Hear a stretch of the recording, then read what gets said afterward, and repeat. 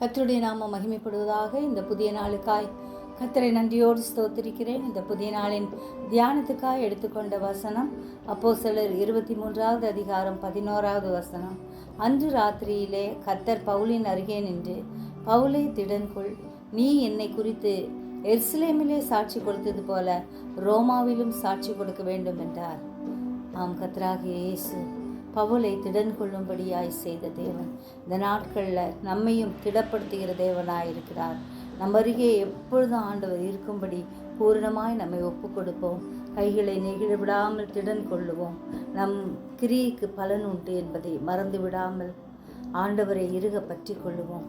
பெரும்பாடுள்ள ஸ்திரீயை பார்த்து, மகளே திடன்கொள், உன் விசுவாசம் உன்னை ரட்சித்தது என்று சொன்ன ஆண்டவர் இந்த நாட்களில் நம் ஒவ்வொருவரையும் பார்த்து திடன் கொள்ளும்படியாய் கூறுகிறார். நாம் ஆண்டவரிலே பலப்பட்டு அவருக்காய் வாழும்படியா இந்த நாட்களில் பூர்ணமாய் அவருடைய கரத்தில் ஒப்பு கொடுப்போம். அவர் நம்மை ஆசீர்வதிப்பார். ஜெபிப்போமா? ஜெபிக்கிறதான் நல்ல இயேசுவே, இந்த அருமையான நாளுக்காய் நன்றியோடு ஸ்தோத்திரிக்கிறோம்.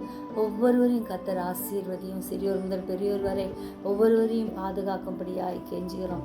எப்பொழுதும் கர்த்தருக்குள் திடன் கொண்டு முன்னேற எங்களுக்கு கிருபை தரும்படியாய் கெஞ்சுகிறோம். உடைய அன்பினால் நிரப்பப்பட்டவர்களாய் வாழ கிருபை தாரும். உம்முடைய பலத்தை பெற்றுக்கொண்டவர்களாய் முன்னேற அனுக்கிரகம் செய்யும்படியாய் கெஞ்சுகிறோம். சிறியோர் முதல் பெரியோர் வரை ஒவ்வொருவர் மீதும் உடைய அபிஷேகத்தை அளவில்லாமல் ஊற்றும்படியாய் ஜெபிக்கிறோம். ஆசீர்வதிக்கிற கரம் எங்கள் அனைவரோடும் கூட எப்பொழுதும் இருக்கும்படியாய் ஜெபிக்கிறோம்.